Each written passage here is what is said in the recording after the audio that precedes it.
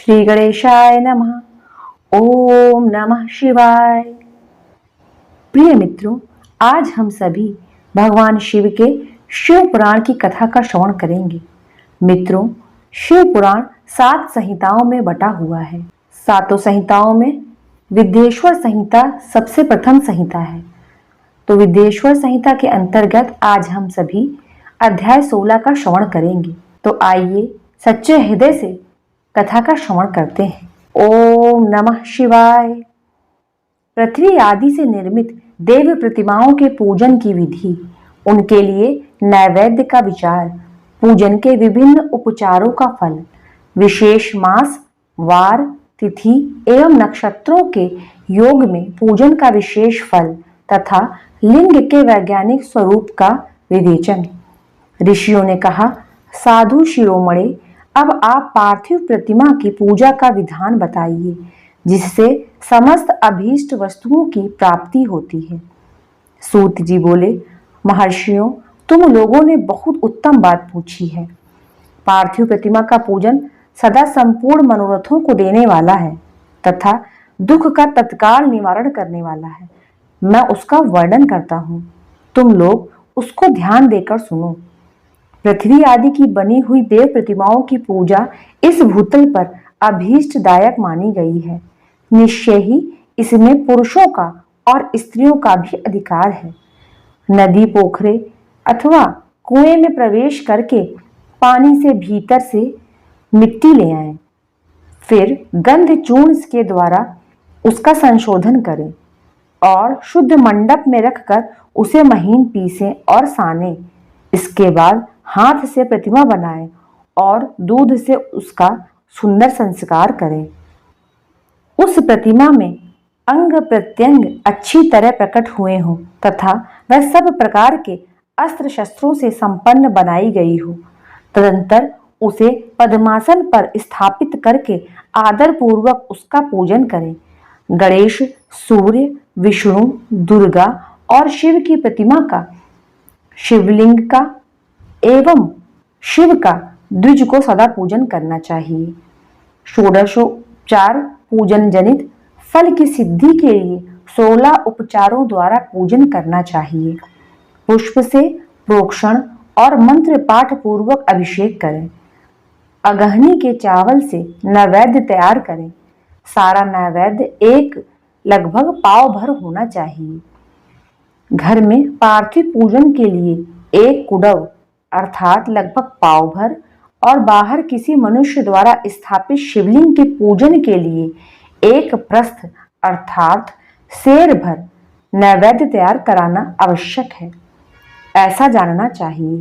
देवताओं द्वारा स्थापित शिवलिंग के लिए 3 सेर नैवेद्य स्थापित करना उचित है और स्वयं प्रकट हुए स्वयंभू लिंग के लिए 5 सेर। ऐसा करने पर पूर्ण फल की प्राप्ति समझनी चाहिए।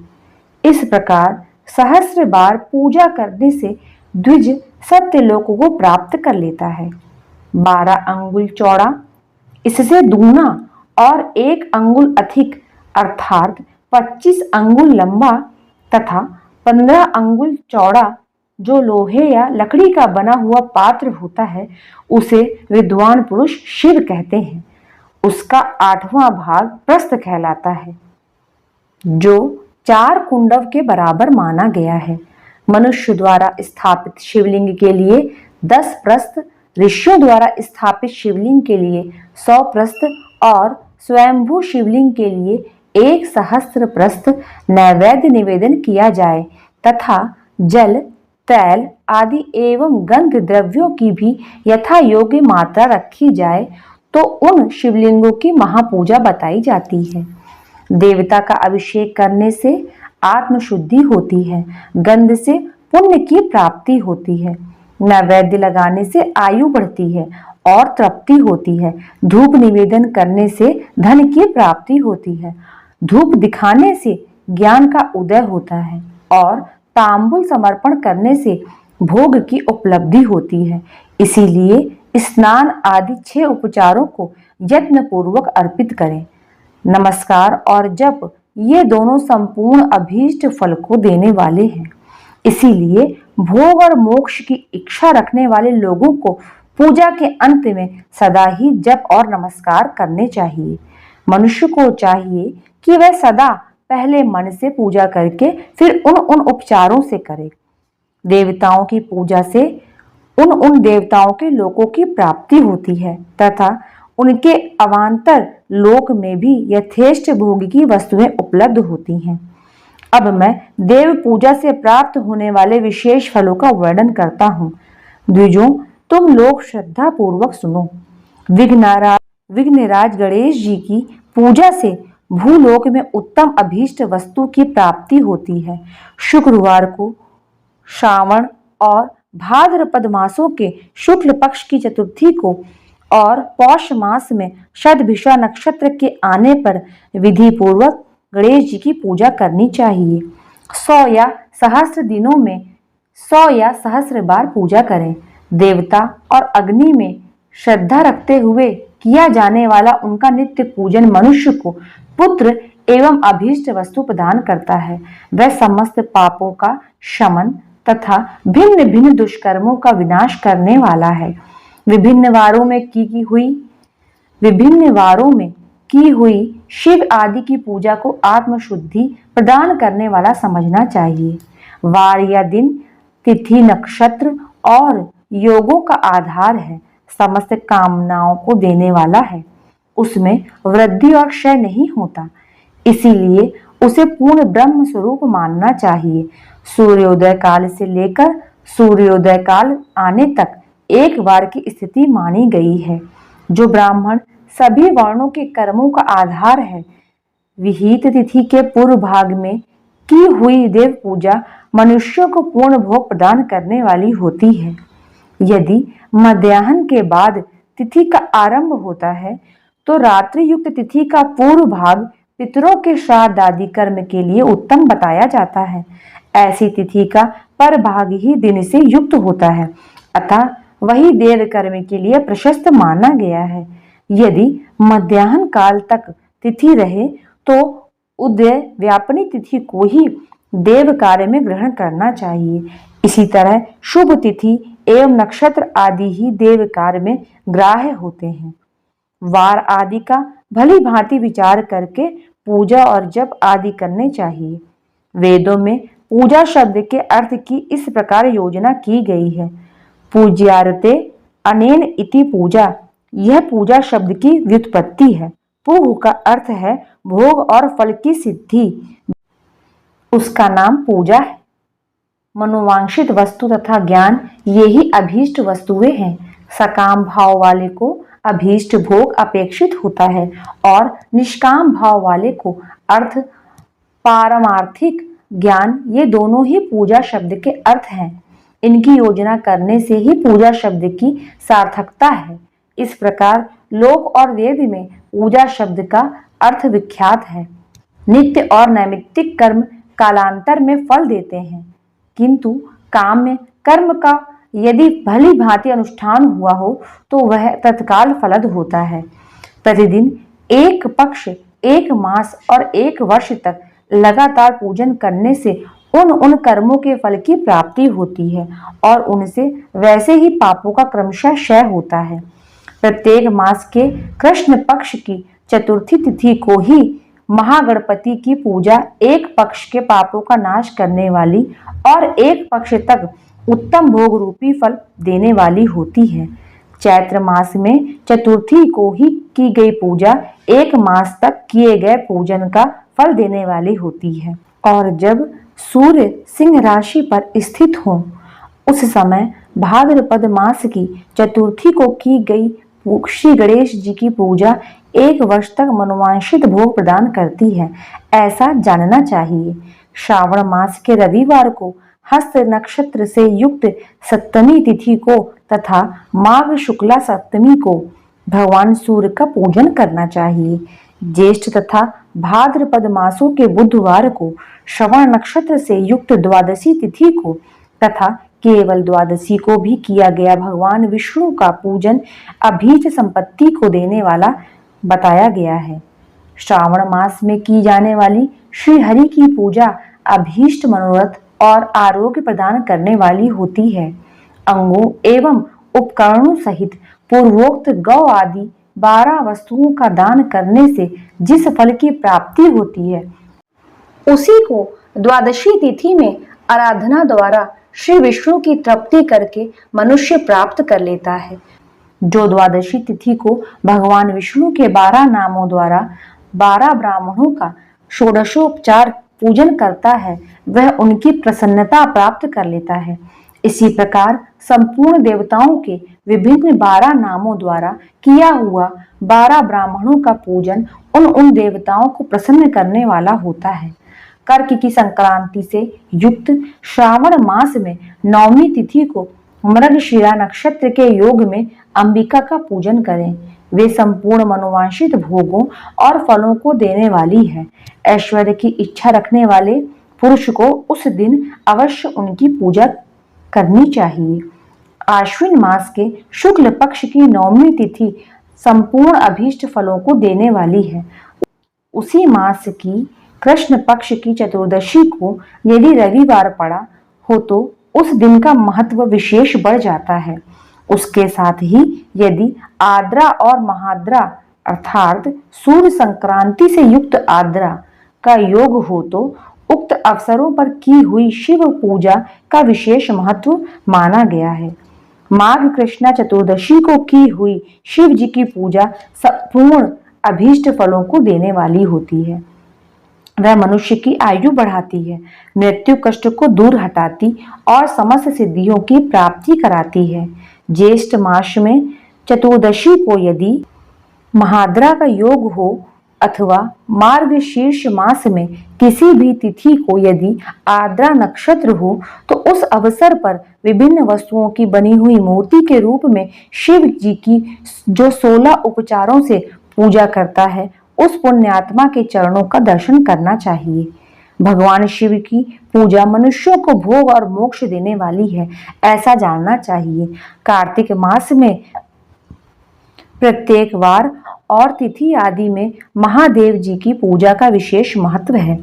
कार्तिक मास आने पर विद्वान पुरुष दान, तप, होम, जप और नियम आदि के द्वारा समस्त देवताओं का षोडशोपचारों से पूजन करें। उस पूजन में देव प्रतिमा, ब्राह्मण तथा मंत्रों का उपयोग आवश्यक है। ब्राह्मणों को भोजन कराने से भी वह भोजन कर्म संपन्न होता है। पूजक को चाहिए कि वह कामनाओं को त्याग कर पीड़ा रहित अर्थात शांत हो देवाराधन में तत्पर रहे। कार्तिक मास में देवताओं का यजन पूजन समस्त भोगों को देने वाला, व्याधियों को हर लेने वाला तथा भूतों और ग्रहों का विनाश करने वाला है। कार्तिक मास के रविवार को भगवान सूर्य की पूजा करके और तेल तथा सूती वस्त्र देने से मनुष्यों के कोढ़ आदि रोगों का नाश होता है। हर्रे, काली मिर्च, वस्त्र और खीरा आदि का दान और ब्राह्मणों की प्रतिष्ठा करने से क्षय के रोग का नाश होता है। दीप और सरसों के दान से मिर्गी का रोग मिट जाता है। कृत्तिका नक्षत्र से युक्त सोमवारों को किया हुआ शिव जी का पूजन मनुष्यों के महान दारिद्र्य को मिटाने वाला और संपूर्ण संपत्तियों को देने वाला है। घर की आवश्यक सामग्रियों के साथ गृह और क्षेत्र आदि का दान करने से भी उक्त फल की प्राप्ति होती है। कृतिका युक्त मंगलवारों को श्री स्कंद का पूजन करने से तथा दीपक एवं घंटा आदि का दान देने से मनुष्यों को शीघ्र ही वाक सिद्धि प्राप्त हो जाती है। उनके मुंह से निकली हुई हर एक बात सत्य होती है। कृतिका युक्त बुधवारों को किया हुआ श्री विष्णु जी का यजन तथा दही भात का दान मनुष्य को उत्तम संतान की प्राप्ति कराने वाला होता है। कृतिका युक्त गुरुवारों को धन से ब्रह्मा जी का पूजन तथा मधु, सोना और घी का दान करने से मनुष्यों के भोग वैभव की वृद्धि होती है। कृतिका युक्त शुक्रवारों को गजानन श्री गणेश की पूजा करने से तथा गंध, पुष्प एवं अन्न का दान देने से मानवों के भोग्य पदार्थों की वृद्धि होती है। उस दिन सोना, चांदी आदि का दान करने से बंध्या को भी उत्तम तृप्ति की प्राप्ति होती है।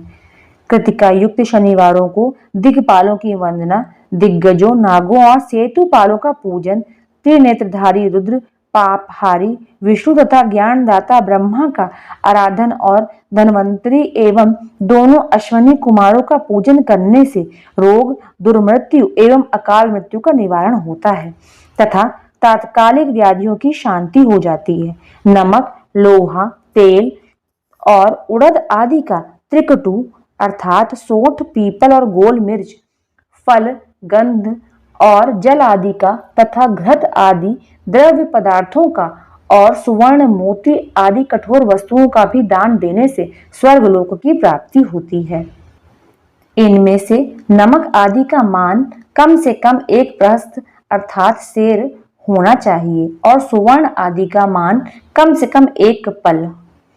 धन की संक्रांति से युक्त पौष मास में उषः काल में शिव आदि समस्त देवताओं का पूजन क्रमशः समस्त सिद्धियों की प्राप्ति कराने वाला होता है।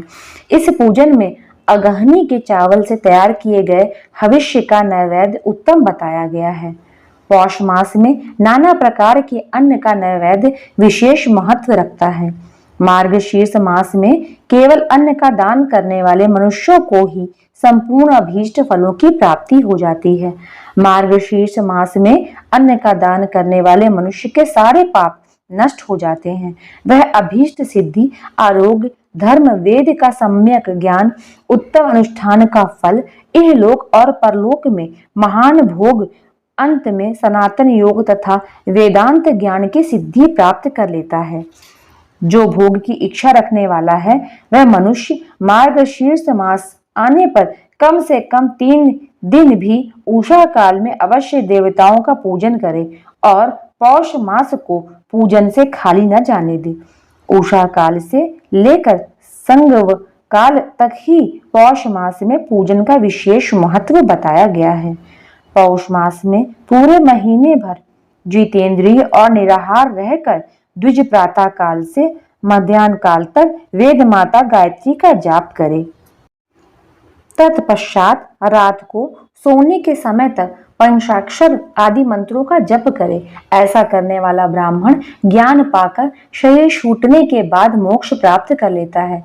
द्विजेतर नर नारियों को त्रिकाल स्नान और पंचाक्षर मंत्र के ही निरंतर जप से विशुद्ध ज्ञान प्राप्त हो जाता है। इष्ट मंत्रों का सदा जप करने से बड़े से बड़े पापों का भी नाश हो जाता है। सारा चराचर जगत बिंदु नाद स्वरूप है। बिंदु शक्ति है और नाद शिव। इस तरह यह जगत शिव शक्ति स्वरूप ही है। नाद बिंदु का और बिंदु इस जगत का आधार है। ये बिंदु और नाद, शक्ति और शिव संपूर्ण जगत के आधार रूप से स्थित हैं। बिंदु और नाद से युक्त सब कुछ शिव स्वरूप है, क्योंकि वही सबका आधार है। आधार में ही आधेय का समावेश अथवा लय होता है। यही सकलीकरण है।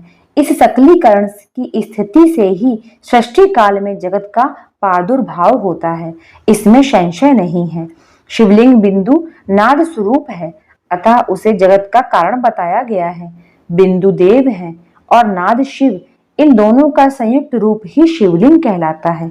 अतः जन्म के संकट से छुटकारा पाने के लिए शिवलिंग की पूजा करनी चाहिए। बिंदु रूपा देवी उमा माता है और नाद स्वरूप भगवान शिव पिता। इन माता पिता के पूजित होने से परमानंद की ही प्राप्ति होती है। अतः परमानंद का लाभ लेने के लिए शिवलिंग का विशेष रूप से पूजन करें। देवी उमा जगत की माता है और भगवान शिव जगत के पिता। जो इनकी सेवा करता है उस पुत्र पर इन दोनों माता पिता की कृपा नित्य अधिकाधिक बढ़ती रहती है। वे पूजक पर कृपा करके उसे अपना आंतरिक ऐश्वर्य प्रदान करते हैं। अतः मुनीश्वरों, आंतरिक आनंद की प्राप्ति के लिए शिवलिंग को माता पिता का स्वरूप मानकर उसकी पूजा करनी चाहिए। भर्ग अर्थात शिव पुरुष रूप है और भर्गा अर्थात शिवा आदि शक्ति प्रकृति कहलाती हैं। अव्यक्त आंतरिक अधिष्ठान रूप गर्भ को पुरुष कहते हैं और सुव्यक्त आंतरिक अधिष्ठान भूत गर्भ को प्रकृति। पुरुष आदि गर्भ है, वह प्रकृति रूप गर्भ से युक्त होने के कारण गर्भवान है, क्योंकि वही प्रकृति का जनक है। प्रकृति में जो पुरुष का संयोग होता है, यही पुरुष से उसका प्रथम जन्म कहलाता है। अव्यक्त प्रकृति से महत्व तत्व आदि के क्रम से जो जगत का व्यक्त होना है, यही उस प्रकृति का द्वितीय जन्म कहलाता है। जीव पुरुष से ही बारंबार जन्म और मृत्यु को प्राप्त होता है। माया द्वारा अन्य रूप से प्रकट किया जाना ही उसका जन्म कहलाता है। जीव का शरीर जन्म काल से ही जीर्ण 6 भाव विकारों से युक्त होने लगता है, इसीलिए उसे जीव संज्ञा दी गई है। जो जन्म लेता और विविध पाशों द्वारा तनाव अर्थात बंधन में पड़ता है, उसका नाम जीव है। जन्म और बंधन जीव शब्द का अर्थ ही है। अतः जन्म मृत्यु रूपी बंधन की निवृत्ति के लिए जन्म के अधिष्ठान भूत मात्र पितृ स्वरूप शिवलिंग का पूजन करना चाहिए। गाय का दूध, गाय का दही और गाय का घी, इन तीनों को पूजन के लिए शहद और शक्कर के साथ पृथक पृथक भी रखें और इन सब को मिलाकर सम्मिलित रूप से पंचामृत भी तैयार कर लें। इनके द्वारा शिवलिंग का अभिषेक एवं स्नान कराएं। फिर गाय के दूध और अन्न के मेल से नैवेद्य तैयार करके प्रणव मंत्र के उच्चारण पूर्वक उसे भगवान शिव को अर्पित करें। संपूर्ण प्रणव को ध्वनि लिंग कहते हैं। स्वयंभू लिंग नाद स्वरूप होने के कारण नादलिंग कहा गया है। यंत्र या अर्गा बिंदु स्वरूप होने के कारण बिंदु लिंग के रूप में विख्यात है। उसे अचल रूप से प्रतिष्ठित जो शिवलिंग है वह मकार स्वरूप है, इसीलिए मकार लिंग कहलाता है। सवारी निकालने आदि के लिए जो चर लिंग होता है वह उकार स्वरूप होने से उकार लिंग कहा गया है तथा पूजा की दीक्षा लेने वाले जो गुरु या आचार्य हैं उनका विग्रह आकार का प्रतीक होने से आकार लिंग माना गया है। इस प्रकार आकार, उकार, मकार, बिंदु, नाद और ध्वनि के रूप में लिंग के 6 भेद हैं। इन 6 लिंगों की नित्य पूजा करने से साधक जीवन मुक्त हो जाता है, इसमें संशय नहीं है। अध्याय 16 समाप्त। ओम नमः शिवाय। प्रिय मित्रों, भगवान शिव, माता पार्वती की कृपा और आशीर्वाद आप सभी पर सदैव बना रहे, इसी कामना के साथ मिलते हैं अगले वीडियो में। तब तक के लिए चैनल को लाइक करें, सब्सक्राइब करें। धन्यवाद।